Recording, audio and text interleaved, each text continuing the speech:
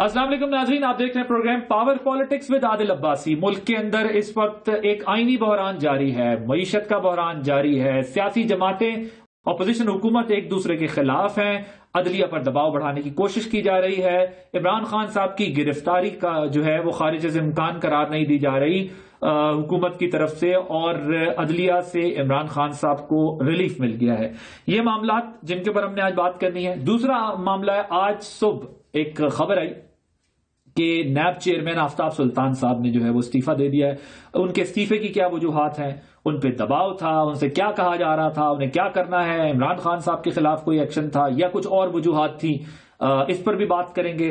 ये कुछ अहम मामलात हैं जिन पर आज हम बात करेंगे। दफा 144 भी लगा दी गई है लाहौर में, क्योंकि जेल भरो तहरीक का आगाज होने वाला है तहरीक इंसाफ का, और सियासी कुछ अहम मामलात पर बात करेंगे। हमारे साथ इन तमाम मामलात पर बात करने के लिए आज मौजूद हैं वफाकी वजीर दाखिला राना सनाउल्लाह खान साहब, जिनसे हम इन इश्यूज पर बात करेंगे। ये बहुत कुछ हो रहा है, बहुत डेवलपमेंट्स हो रही हैं एक ऐसे वक्त में जब मुल्क माशी तौर पर स्ट्रगल कर रहा है, एक स्ट्रगलिंग इकोनॉमी को इतने बड़े बड़े चैलेंजेस का सामना है, तो कैसे ये हुकूमत इन मामलात से निपटेगी।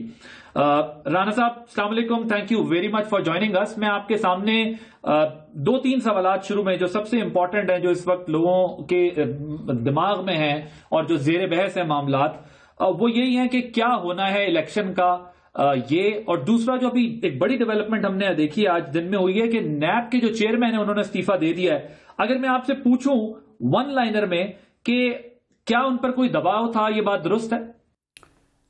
देखें, उनके ऊपर कोई दबाव नहीं था, लेकिन मेरी ज़ाती राय में जो नैब के लॉ में अमेंडमेंट्स की गई हैं, उससे चेयरमैन नैब और नैब का अदारा जो है वो शायद वो यानी करप्शन जिस किस्म की इस मुल्क में रवा रखी गई पिछले 4 सालों में, जिस तरह से फराग गोगी ने जो है वो लूट मार की as front person of Imran Khan, जिस तरह से उस्मान बुज़दार का रजीम चला पंजाब में, और जिस तरह से 50 अरब का टीका लगाया गया कौमी ख़जाने को और ख़ुद जो है वो 5 अरब रुपए की प्रॉपर्टी ली गई, तो शायद ऐसे केसेस में नैब जो है वो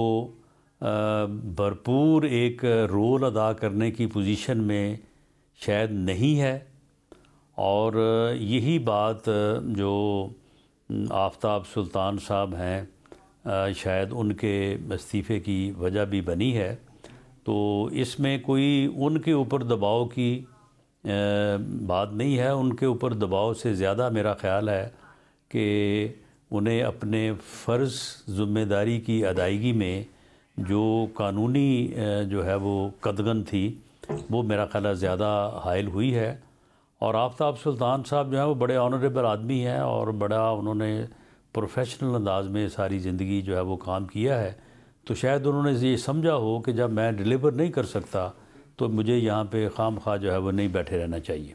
तो उनके ऊपर, क्योंकि जो अभी इत्तलात सामने आई है वो ये आई है कि शायद उन पर कोई दबाव था, उनके इख्तियारात में जो कमी की आप भी बात कर रहे हैं, जब नैब के इख्तियारात ही जो है वो कर्टेल हो गए हैं, तो ज़ाहिर है मुमकिन नहीं रहता किसी भी शख्स के लिए काम करना, क्योंकि अगर अकाउंटेबिलिटी के इदारे के सरबरा या कॉम्प्रोमाइज हो ड्यू टू एनी रीज़न, जिसकी माजी में हमें मिसाल मिलती है, या फिर इख्तियारात ही ना हो, तो वो चेयरमैन बन के करे क्या अगर कोई डिग्निफाइड आदमी होगा।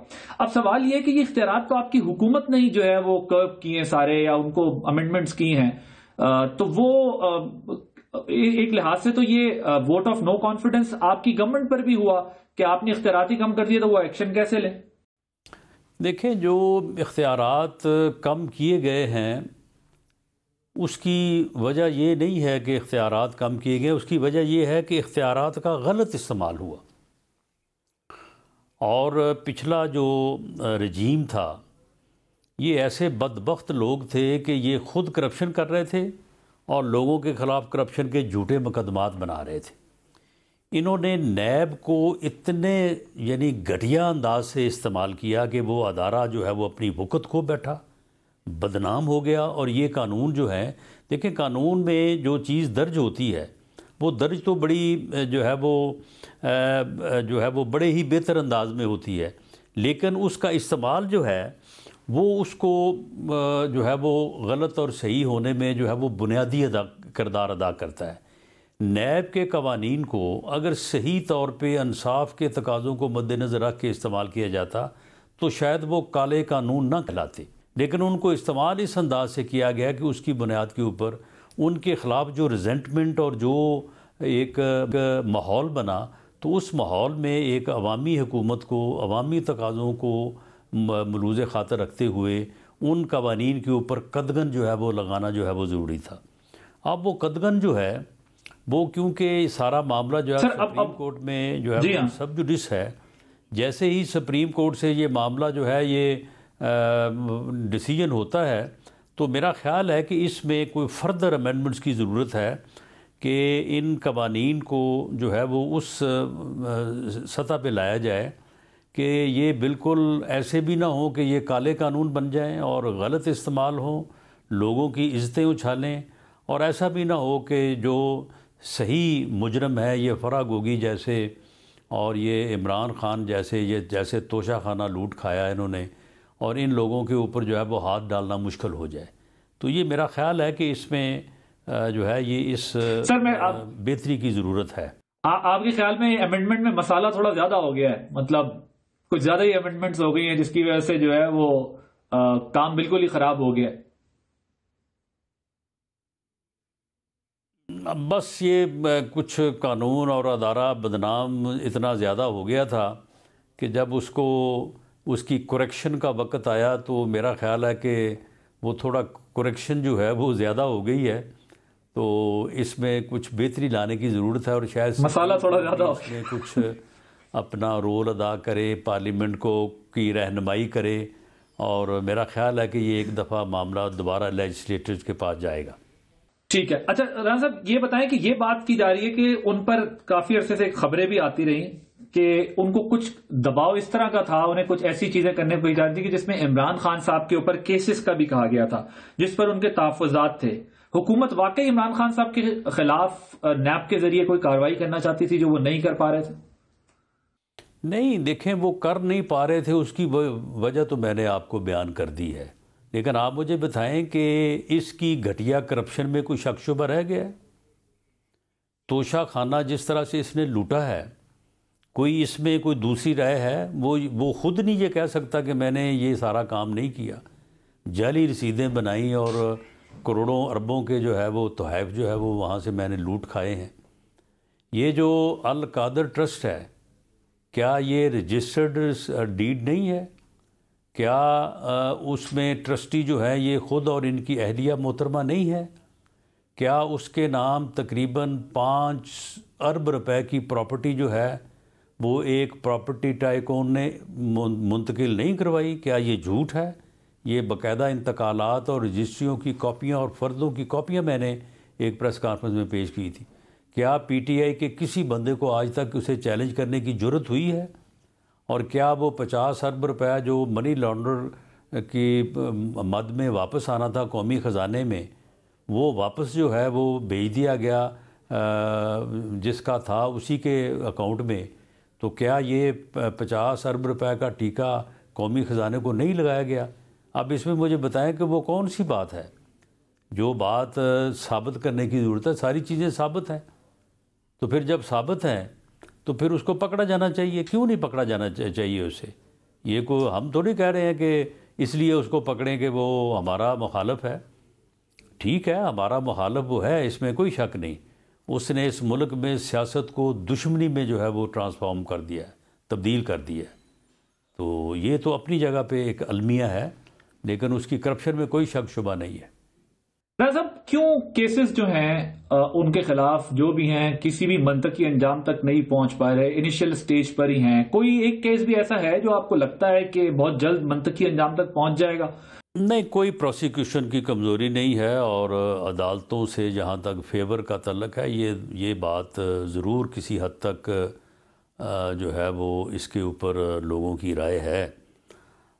معاملہ یہ ہے کہ یہ کیا ہوا جی، اپنا ٹویٹر پہ ٹرینڈ چلا کے لوگوں کو 2-3 دن جو ہے وہ زور لگا کے اکٹھا کر کے اگر کوئی 4-5 ہزار بندہ اکٹھا کر لیا ہے لاہور میں، تو یہ کون سا بہت بڑا مارکا مار لیا ہے جی انہوں نے؟ یہ تو ایسے ہی یہ خود اپنی جو ہے وہ خود نمائی میں اور خود تعریفی میں لگے رہتے ہیں کہ جی آج ہم نے یہ کر لیا، آج ہم نے وہ کر لیا. تو یہ کوئی ایسا معاملہ نہیں ہے. یہ اتنے بندوں کو اکٹھا کرنا 3-4 دن پورے ملک میں کمپین کر کے، یہ کوئی ایشو ہی نہیں ہے، اور اس سے جو ہے وہ کوئی فرق نہیں پڑتا. لیکن جہاں تک اس بات کا تعلق ہے کہ انہیں پیش ہونا چاہیے تھا عدالت. سر گرفتار کیوں نہیں کر پا رہے آپ لوگ؟ فراڈ ہے، یہ ختم ہونا چاہیے، اور انہیں نہیں گرفتار کرنے کی ضرورت نہیں ہے. اسے اسی طرح سے بگانے کی ضرورت ہے. یہ ایک عدالت سے دوسری عدالت میں یہ اسی طرح سے جو ہے نا، یہ تو آپ لوگ انہیں گرفتار نہیں کریں گے، باقی صرف یہ پولیٹیکل اسٹریٹجی ہے. توشہ خانہ کیس میں بھی پیش ہو، یہ ٹیرین وائٹ کیس میں بھی پیش ہو، یہ جو اپنا فارن فنڈنگ اکاؤنٹ ہے اس میں بھی پیش ہو، یہ جو الیکشن کمیشن نے اس کے خلاف فوجداری کارروائی کی اس میں بھی پیش ہو. یہ تو گھر بیٹھا نا، پیش نہیں ہو رہا تھا، تو اب یہ ممکن ہو گیا ہے نا، پیش ہو گیا ہے، تو اب اسے باقی کیسز میں بھی پیش ہونا پڑے گا. اور وہ دونوں ٹیرین وائٹ اور جو فارن فنڈنگ اکاؤنٹ ہے وہ انشاءاللہ تعالی بہت جلد جو ہے وہ فائنل ہونے والے ہیں، کیونکہ وہ بڑے واضح اور ثابت شدہ کیس ہیں. کتنا جلدی؟ میرا خیال ہے کہ وہ چند ہفتوں میں فائنل ہونے والے ہیں. اوکے رانا صاحب، یہ بتائیے گا کہ آپ یہ کہہ رہے ہیں کہ اس کا مطلب حکومت بھی جو ہے وہ گرفتار نہیں کرنا چاہتی، لیکن یہ جو ان کے آس پاس پولیس چلی جاتی ہے روز، اور پھر ظاہر ہے وہ اپنے کارکنان کو بلا لیتے ہیں اور ان کے کارکنان جو ہے وہ کہتے ہیں حکومت گرفتار کر کے دکھائے، تو اس طرح تو حکومت کے اوپر، حکومت کی کمزوری پر اور سوالات اٹھنے لگتے ہیں. نہیں، ان کو مصروف رکھنا بھی جو ہے وہ ضروری ہے، اور جس دن گرفتار کرنا ہوا تو اس دن ان کو معلوم ہی نہیں پڑے گا کہ ہم یہ گرفتار ہو گئے ہیں. تو ابھی فی الحال یہی ہے کہ ان کو مصروف رکھا جائے. مصروف رکھے تو اس کا مطلب یہ کہ جب تک کوئی کیس کنکلوڈ نہیں ہوتا، فائنلائز نہیں ہوتا، اس وقت تک گرفتاری نہیں ہوگی. خان صاحب نہیں، یہ کوئی میں اس قسم کی ایشورنس تو نہیں کروا سکتا. باقی میں نے جو ہماری پالیسی ہے اس کے مطابق آپ کو میں نے جس حد تک میں اسے آن ایئر کر سکتا ہوں وہ میں نے بتا دیا ہے. اچھا رانا صاحب، یہ بتائیے کہ آپ صدر مملکت والے معاملے پہ آ جاتے ہیں. مجھے ذرا پہلے لاہور کا ہی بتائیے گا. 144 لگا دیا آپ نے لاہور میں، یہ کیوں لگائی ہے؟ آپ نے تو کہا تھا ہم صرف لیڈرشپ کو گرفتار کریں گے، کارکنوں کو نہیں.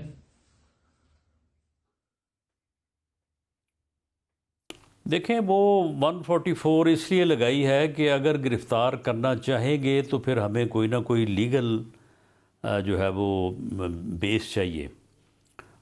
باقی گرفتار کرنے کا کوئی ارادہ نہیں ہے. میں نے آج اس بارے میں میٹنگ لی ہے، اور میں نے ان کو کہا ہے کہ غریب کارکنوں کو اور خواتین کو جو ہے وہ گرفتار کرنے سے گریز کیا جائے جب تک کہ وہ قانون کو ہاتھ میں نہ لیں.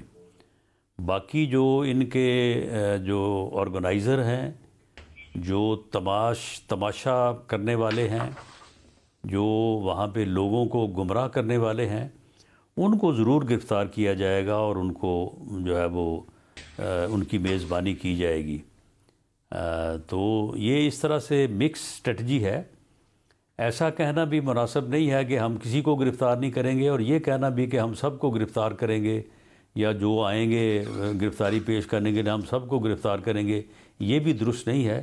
اس بارے میں ایک بڑی وائز ڈسکشن کے بعد جو ہے وہ چاروں صوبوں سے ایک اسٹریٹجی جو ہے وہ شیئر کی گئی ہے. ویسے زیادہ تر معاملہ تو کے پی کے اور پنجاب میں ہی ہے، یا شاید کوئی کراچی کی حد تک کوئی ایک آدھ واقعہ ہو. سر یہ بتائیے گا، کیا یہ بات درست ہے کہ آپ کا اور پی ڈی ایم کا یا آپ کی گورنمنٹ کا، یعنی آپ کی پارٹی کا نقطہ نظر مختلف ہے؟ آپ چاہتے ہیں کہ عمران خان صاحب جلد از جلد گرفتار ہوں، لیکن پی ڈی ایم یا پی ایم ایل این اس وقت جو ہے مکمل طور پر تیار نہیں ہے، یا کمپلیٹ گو ہیڈ نہیں ہے کہ انہیں گرفتار کیا جائے. Is it correct? نہیں، یہ کریکٹ نہیں ہے.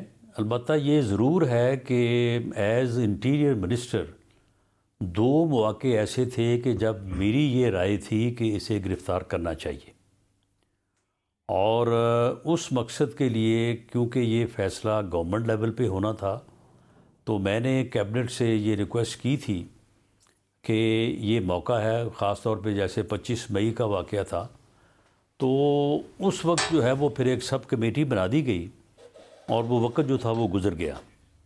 تو یہ بات ضرور جو ہے وہ درست ہے کہ یہ یعنی کیبنٹ کے اور میرے جو ہے وہ نقطہ نظر میں تھوڑا فرق تھا، لیکن گورنمنٹ جو ہے، گورنمنٹ نے ابھی تک فیصلہ نہیں کیا. گورنمنٹ جب فیصلہ کرے گی تو پھر اس کو گرفتار کرنا کون سا مشکل ہے. We'll take a short break here. Break کے بعد جب واپس آئیں گے تو کچھ اہم موضوعات ہیں جس پر صدر مملکت نے جو بات کی ہے انتخابات سے متعلق سیکشن 57 الیکشن ایکٹ کا، اس پر بھی کچھ بات ہوگی اور کچھ اور اہم معاملات پر آفٹر دس بریک.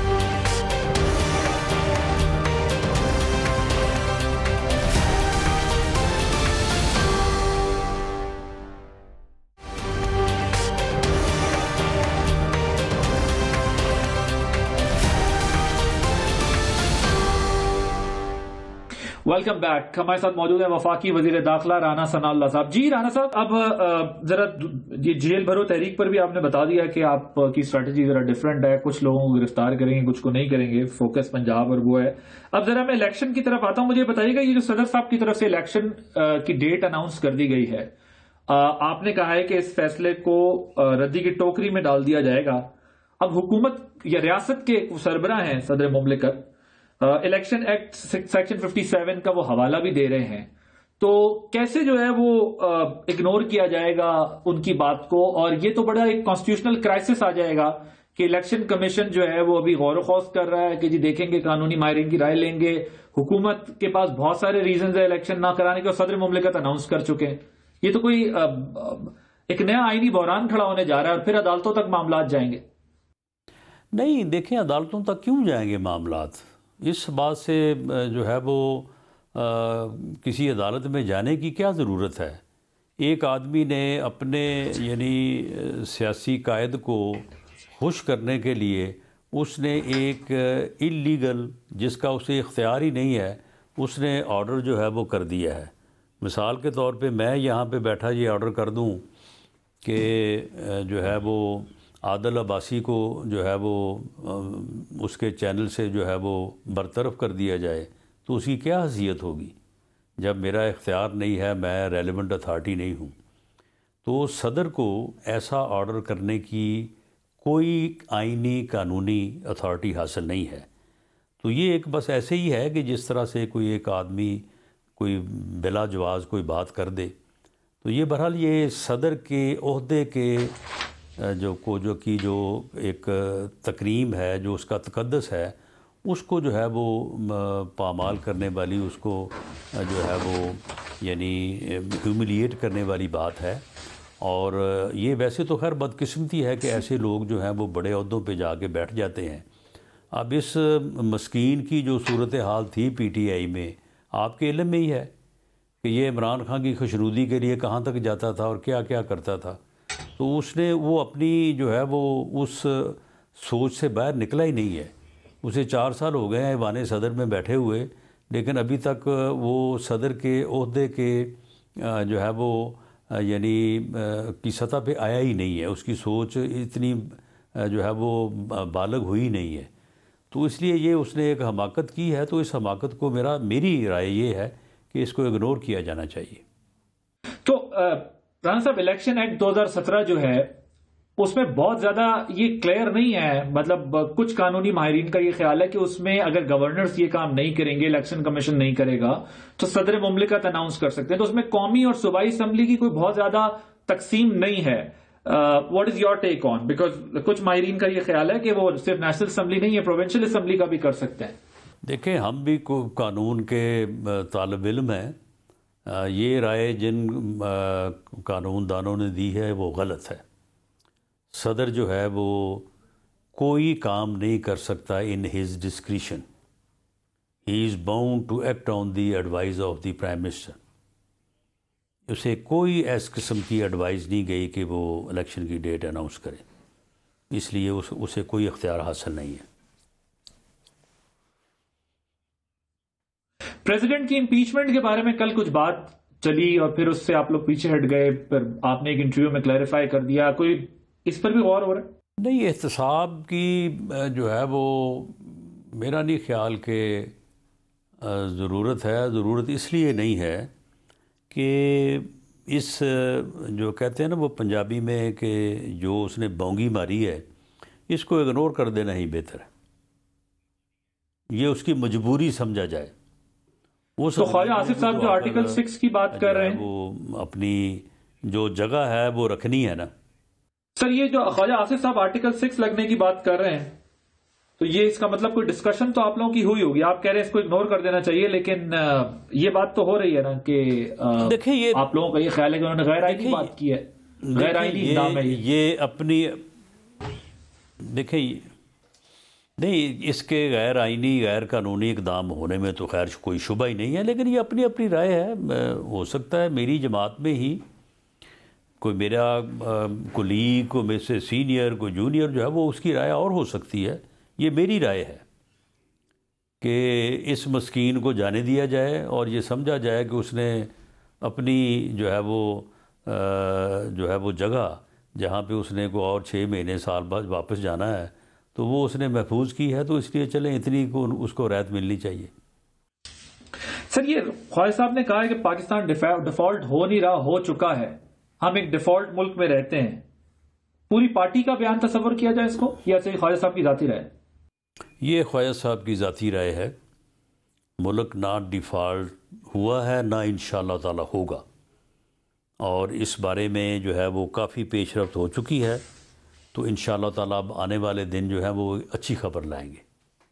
کیا مسئلہ پیش رفت ہوئی ہے رانا صاحب؟ کیونکہ اس وقت تو معاشی بحران جو ہے وہ بڑا سخت سر اٹھائے ہوئے ہے اور مہنگائی بہت بڑھ چکی ہے، 38% ہو چکی ہے، جو جتنی بھی انٹرنیشنل ریٹنگ ایجنسیز ہیں وہ پاکستان کی ریٹنگ اکانومی کی بڑی انہوں نے ڈیگریڈ کر دی ہے۔ دیکھیں یہ 31 مئی 2018 کو یا 28 جولائی 2017 کو جب اس ملک کو ایک سازش کے تحت سیاسی عدم استحکام میں مبتلا کیا گیا اور ایک بدبخت انسان کو اس ملک کے اوپر مسلط کیا گیا اور اس ٹولے نے 4 سال تک اس ملک کا حشر کر دیا، اس نے ایک ایسا معاہدہ IMF سے کیا جو اس ملک کی اکانومی کا بٹھا گیا، تو اب اس مشکل اس گرداب سے ملک کو نکالنے کے لیے کچھ ٹائم بھی لگانا تھا اور اس کی کچھ قیمت بھی ادا کرنی پڑنی تھی۔ یہ جو مہنگائی ہوئی ہے صرف اور صرف IMF کے معاہدے پہ عمل درآمد کرنے کی وجہ سے ہوئی ہے، اور یہ معاہدہ جو ہے یہ ہم نے نہیں کیا، یہ ساری دنیا کو پتہ ہے۔ اور وہ آدمی جو ہے وہ پچھلے 8 ماہ سے ملک کو ڈیفالٹ کرنے کے لیے باقاعدہ مہم جو ہی کر رہا ہے، اس نے شوکت ترین جیسے غیر سیاسی بندوں کو بھی اس گندے کام میں جو ہے وہ ڈالنے اور اس گھٹیا پن کو پروموٹ کرنے کے اوپر لگا دیا۔ تو اس ساری صورتحال میں یہ میں سمجھتا ہوں کہ یہ اللہ کا خاص کرم ہے پاکستان کے اوپر کہ پاکستان جو ہے وہ ان برے حالات سے بچ نکلا ہے، اور جب بچ نکلے گا تو انشاءاللہ تعالی آنے والے دن جو ہے وہ بہتری کی خبر دیں گے۔ اکتوبر سے پہلے کوئی چانس نہیں ہے انتخابات کرانے کا؟ کچھ بھی ہو جائے، کم ووٹ میں حکومت نے ڈیسائیڈ کر لیا کہ اکتوبر سے پہلے ہم نے انتخابات نہیں کروانے، چاہے جو پرابلم، جو کانسٹیٹیوشنل کرائسس، جو اسٹریٹ وائلنس، جو چیز ہوتی رہے، لیکن اکتوبر سے پہلے الیکشن ہم نے نہیں کرنا۔ دیکھیں آپ نے اگر سیدھی بات کی ہے تو پھر اس کا میں بھی جواب سیدھا دے دیتا ہوں۔ عمران خان نے سیاست کو دشمنی میں بدل دیا ہے۔ میں دوبارہ یہ کہتا ہوں کہ یہ عمران خان کا کیا درا ہے، یہ اس نے بدلا ہے۔ ہم نے اس وقت بھی اس کو یہاں تک کہا کہ آؤ بیٹھیں جو ہے وہ اور چارٹر آف اکانومی کریں، اس نے بیٹھنے سے انکار کیا۔ اس نے 4 سال تک اپوزیشن سے ہاتھ ملانے میں انکار کیا۔ اس نے اپوزیشن کو ایک دشمن کا درجہ دے کے دشمن سے بدتر سلوک کیا۔ تو اب جب اس نے دشمنی قائم کر دی ہے تو پھر دشمنی کے جو ہے وہ اپنے اصول اور اپنے قاعدے ہوتے ہیں۔ اب باقی جو بھی ہے وہ چھوڑیں، کوئی کسی طرح سے تشریح کر رہا ہے، کوئی کسی طرح سے کرے گا، لیکن اب انہی اصولوں کے مطابق اور اسی موقف کے مطابق جو ہے وہ ہماری تشریح ہوگی جس کو عمران خان نے سیٹ کر دیا ہے۔ یہ سیاست نہیں ہے، یہ اب دشمنی ہے۔ تو اس کا جو ہے وہ آگے جا کے مقابلہ جو ہے وہ اسی طرح سے ہوگا۔ اب یہ کیوں آئین کے پیچھے چھپ رہا ہے، قانون کے پیچھے چھپ رہا ہے؟ اس نے آئین کا لحاظ رکھا تھا، اس نے کسی قانون کا لحاظ رکھا تھا جب ہمارے خلاف اس نے جو ہے وہ کیسز بنائے تھے؟ تو اس لیے اگر آپ یہ کہیں کہ اس کی ضد، اس کی ہٹ دھرمی کے سامنے جو ہے وہ ہم جھک جائیں، کبھی ایسا نہیں ہوگا۔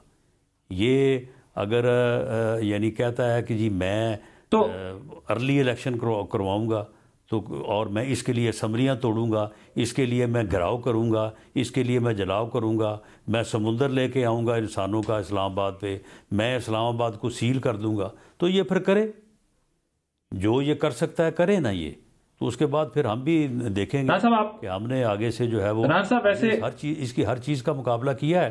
اب اس نے جیل بھرو شروع کی ہے، یہ جیل بھر کے دیکھ لے، اگر جیل بھر کے الیکشن ہوتے ہیں تو کروا لے۔ رانا صاحب، آپ نے اپوزیشن کے دنوں میں بھی جو ہے وہ بڑا مشکل وقت سہ لیا، اور اس میں آپ نے اپنا انداز بیاں یہی رکھا۔ اب تو خیر حکومت ہے اور آپ انٹیریئر منسٹر ہیں، لیکن آپ کو لگتا ہے کہ پی ڈی ایم کی دیگر جماعتیں یا خود آپ کی پارٹی بھی جس طرح آپ چاہتے ہیں اس مسئلے کو ڈیل کرنا، اپنی بات پر کھڑی رہے گی؟ جی، ہم بالکل ڈٹے رہیں گے، اس میں کوئی دوسری رائے نہیں ہے۔ یہ ہمارا سیاسی مخالف نہیں ہے، یہ ہمارا دشمن ہے اور ہم اس کے دشمن ہیں، اور یہ دشمنی جو ہے اس نے قائم کی ہے، یہ اصول اس نے سیٹ کیے ہیں۔ جب اس نے سیٹ کر دیے ہیں، ہم نے تو بڑی کوشش کی کہ یہ نہ ہو، ہم نے بہت، بلکہ میاں شہباز جی تو منت تک کرنے گئے کہ یہ نہ ہو، لیکن جب اس نے اب کر دیا ہے اور اب جو ہے وہ دستور یہی ہے، تو پھر دشمنی کو دشمنی کے انداز میں ہی جو ہے نا وہ پھر ڈیل کیا جائے گا نا۔ اس میں پھر یہ تو نہیں ہو سکتا نا کہ ہم ڈیموکریٹ بنے رہیں، ہم جو ہے وہ ہیومن رائٹس کے اوپر جو ہے وہ ڈٹے رہیں، اور یہ جو ہے یہ ہماری خواتین تک کو جو ہے وہ جیلوں میں ڈالے۔ یہ وہ گھٹیا سے گھٹیا ہتھکنڈا اپنائے کہ جس کا کوئی تصور نہیں کر سکتا۔ یہ کہے کہ میں ان کے ساتھ بات کرنے سے بہتر ہے مر جاؤں، یعنی یہ ہمارے ساتھ بات کرنے سے پہلے مر جانے کو ترجیح دے اور ہم اس کے ساتھ جا کے ڈائلاگ کریں، یہ کیسے ہو سکتا ہے؟ یہ نہیں ہو سکتا۔ تو آپ کو لگتا ہے کہ پی ڈی ایم آپ کے ساتھ کھڑی رہے گی اس سارے معاملے میں، اور ادارے اور پی ڈی ایم آپ کے ساتھ کھڑی رہے گی آخر تک؟ آپ کی جو آپ کا یہ خیال ہے کہ اب یہ دشمنی ہے تو یہ دشمنی اب آگے تک دشمنی جائے گی، سیاست ختم ہو چکی ہے، اب سیاسی دشمنی ہے، تو آپ کو لگتا ہے پی ڈی ایم ادارے آپ کے ساتھ کھڑے رہیں گے اس ساری جنگ؟ یہ دشمنی جو ہے یہ ہم نے نہیں قائم کی، قائم اس نے کی ہے، تو جب قائم کی ہے تو پھر کیوں نہ کھڑی رہے جی؟ پھر ہم کیا کریں؟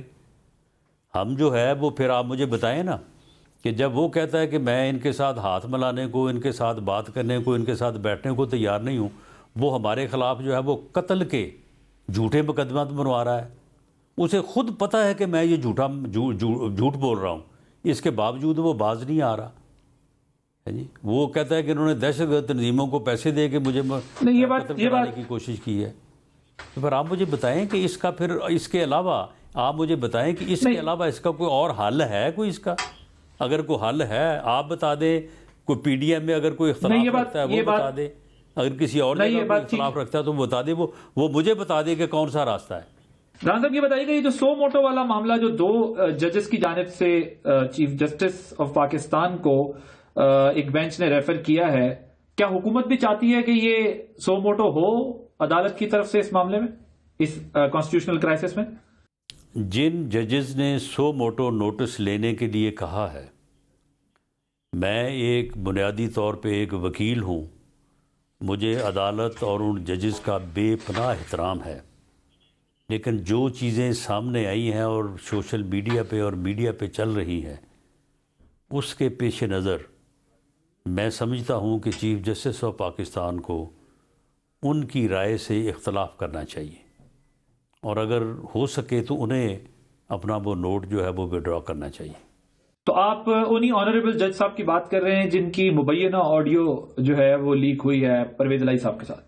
جی، میں وہی بات کی طرف اشارہ کر رہا ہوں، لیکن میں یہ بھی سمجھتا ہوں کہ کوئی بھی جو جج ہے، اور خاص طور پہ عدالت عالیہ اور عدالت عظمیٰ، اس کے متعلق ایسا نہیں ہونا چاہیے، ایسی کوئی چیز سامنے ہی نہیں آنی چاہیے، اور اگر سامنے آ جائے تو اسے خود کو اس معزز ادارے سے علیحدہ کر لینا چاہیے۔ اس ادارے کی ساکھ، اس ادارے کی عزت کسی بھی فرد سے، خواہ اس کی کتنی ہی اہمیت کیوں نہ ہو، اس سے جو ہے وہ بڑھ کے ہے۔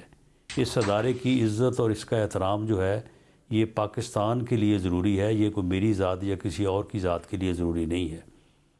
تو میری تو اس میں یہ رائے ہے، لیکن میں کیونکہ ذاتی طور پہ ایک قانون دان یا ایک وکیل ہونے کے ناطے میں نے شروع سے جو ہے وہ عدالت کا احترام جو ہے اس کا سبق سیکھا ہے، پڑھا ہے، تو اس لیے میں اس سے زیادہ بات نہیں کرنی چاہتا۔ جی یہاں پر ایک بریک لیں گے، بریک کے بعد جب واپس آئیں گے تو آڈیو لیکس کے معاملے پر بھی بات کریں گے۔ ہمارے ساتھ موجود ہیں وفاقی وزیر داخلہ رانا ثناء اللہ صاحب۔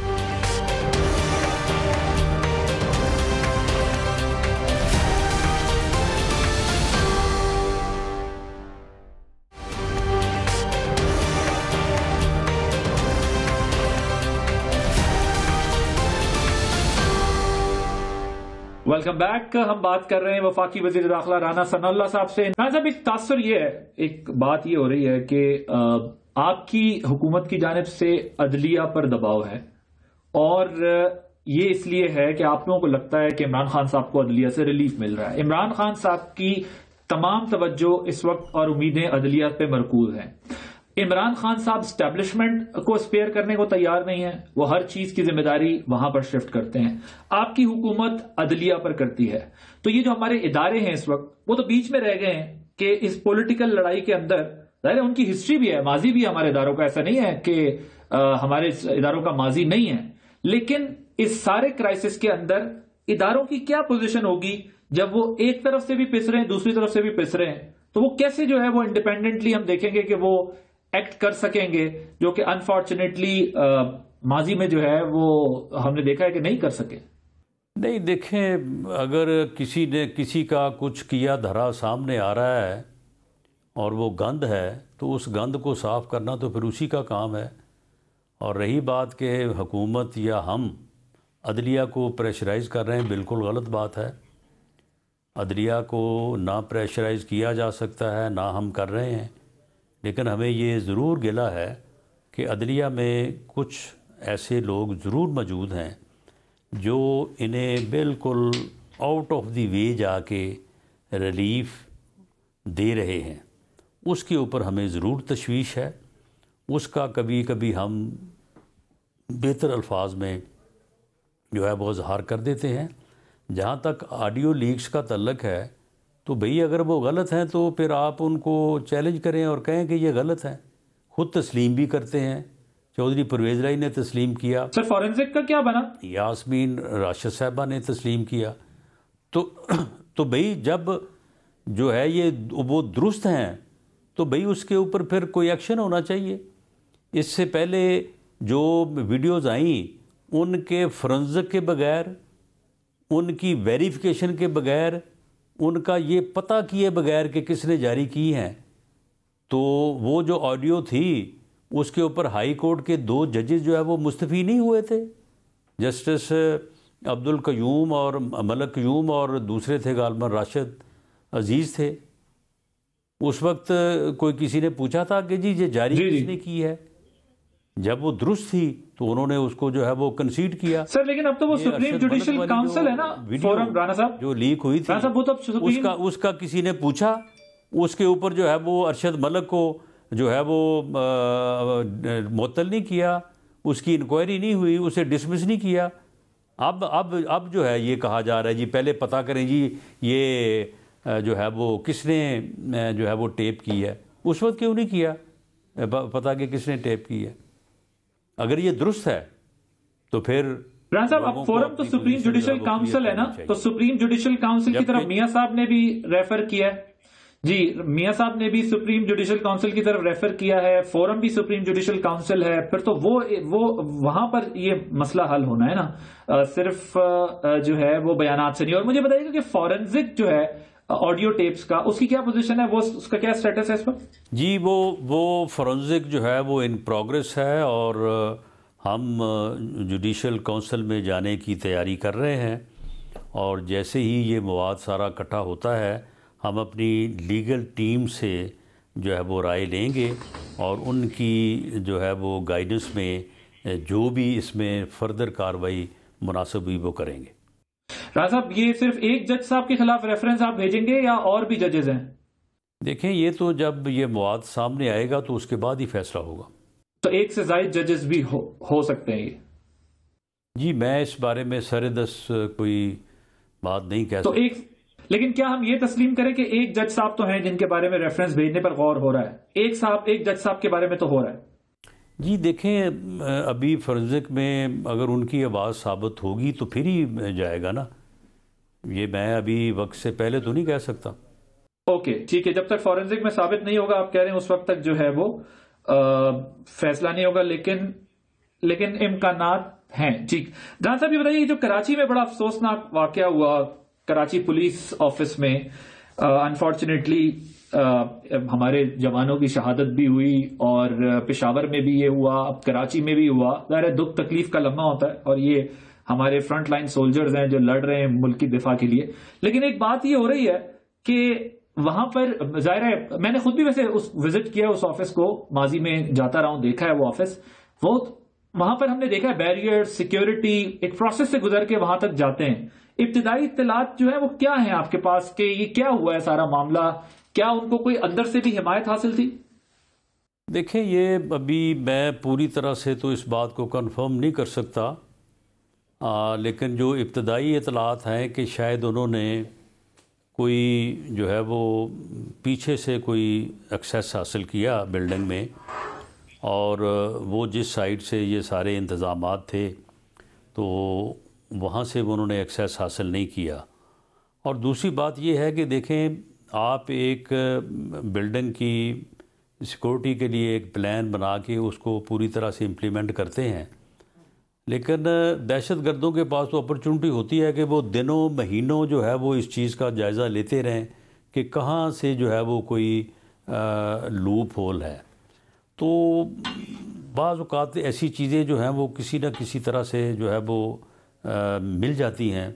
تو اس لیے یہ کہنا کہ ہر چیز جو ہے وہ 100% درست ہوگی تو شاید یہ کہنا ممکن نہ ہو، اور لیکن 99.9 بھی اگر ہو تو پھر بھی جو ہے وہ 0.1% جو ہے وہ چانسز رہ جاتے ہیں. لیکن یہ دہشت گردی کا مقابلہ جو ہے یہ اس جذبے سے ہوگا جس جذبے کا اظہار جو ہے وہاں پہ موجود جوانوں نے اور افسروں نے کیا، اور جس طرح سے جو شہداء کے لواحقین نے پشاور کے حادثے کے بعد کیا، یہ وہ جذبہ ہے جو دہشت گردوں کو یا دہشت گردی کو شکست دے گا. اس جذبے کو زندہ رکھنے کی ضرورت ہے. باقی سیکورٹی کے معاملات جو ہیں انہیں فول پروف بنانے کے لیے جو ہے وہ کوشش کرنی چاہیے، کوشش کر رہے ہیں، اور انشاءاللہ تعالی اس میں جتنا ایکسل ہو سکتا ہوا وہ کریں گے. انشاءاللہ اللہ تعالیٰ پاکستان کو اپنے حفظ و امان میں رکھے. مجھے یہ بتائیے گا اے پی سی جو ہے وہ بھی بلانی تھی، پھر کینسل ہوئی، پھر پرائم منسٹر ٹرکی چلے گئے، اب وہ بالکل اے پی سی شیلف میں چلی گئی ہے. اس اے پی سی کا کیا مستقبل ہے؟ ہونی ہے نہیں ہونی؟ کیا ہونا ہے اس کا؟ نہیں وہ تو اب ایک روٹین سیٹ ہو گیا ہے. وہ تو اب صوبائی سطح پہ بھی اور نیشنل سطح پہ بھی وہ تو اب ہوتی رہیں گی میٹنگز. اس میں وہ یعنی منتھلی میٹنگز ہوتی ہیں تو وہ انشاءاللہ تعالی وقت کے اوپر جو ہے وہ صوبوں میں بھی اور مرکز میں بھی وہ ہوتی رہیں گی. اب اس کے اوپر اس میں کوئی کوتاہی نہیں آئے گی. ٹھیک ہے، تو اب وہ جو ایک نیشنل کنسنسس بلڈ اپ کرنا تھا آپ کے خیال میں اب اس کی ضرورت نہیں رہی؟ جی دیکھیں یہ جو جذبہ جس کا میں نے ذکر کیا ہے تو یہ وہ نیشنل کنسنسس ہی ہے، اسے ہی پروموٹ کرنے کی ضرورت ہے. جب ایک یعنی شہید کا والد پشاور کے سانحہ میں وہ کہتا ہے کہ جی میرے یہ 2 بیٹے پولیس میں تھے، دونوں کی ایک ہی دن شادی ہوئی تھی کوئی 1 ماہ قبل، اور میرا ایک بیٹا جو ہے وہ شہید ہو گیا ہے ملک کے خاطر، قوم کی خاطر، تو میں اپنے دوسرے بیٹے کو بھی شہید کرنے کے لیے تیار ہوں. تو اور پھر قومی کنسنسس کیا ہوتا ہے؟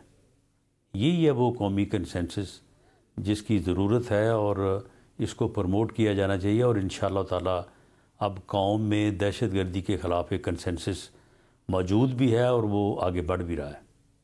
Sir last question, national assembly میں جو ہے وہ پی ٹی آئی کی جانب سے لیڈر آف دی اپوزیشن کی تبدیلی کے لیے جو ہے وہ درخواست چلی گئی ہے. تو اب جو ہے وہ ان کا یہ خیال ہے کہ راجہ ریاض صاحب نہیں بلکہ تحریک انصاف کے جو ہے وہ جگہ پی ٹی آئی کے لیڈر آف دی اپوزیشن ہوں گے اسمبلی کے اندر. آ جائیں، بسم اللہ، وہ بالکل وہ آگے بیٹھے تو صحیح نا، بلکہ عمران خان صاحب خود آ جائیں، خود آگے بنے اپوزیشن لیڈر۔ اپوزیشن لیڈر ایک بڑا گریسفل، بڑا افیکٹو عہدہ ہے، انہیں چھوڑ کے بھاگنا نہیں چاہیے تھا۔ ہم نے تو اس وقت ہی ان کو کہا تھا۔ یعنی یہ احمق لوگ ہیں، یہ اسی طرح کی حماقتیں اب بھی کر رہے ہیں، پہلے بھی کی ہیں، اور پھر ہر اپنی غلطی جو ہے نا، ہر تھوکے کو پھر ان کو چاٹنا پڑتا ہے۔ تھینک یو سو مچ رانا ثناء اللہ صاحب، وفاقی وزیر داخلہ ہمارے ساتھ موجود تھے اور گفتگو کر رہے تھے اہم قومی معاملات پر۔ ناظرین، آپ نے گفتگو دیکھی، اپنا فیڈ بیک ہمیں ضرور دیجیے گا۔ عادل عباسی کو اجازت دیجیے، اللہ حافظ۔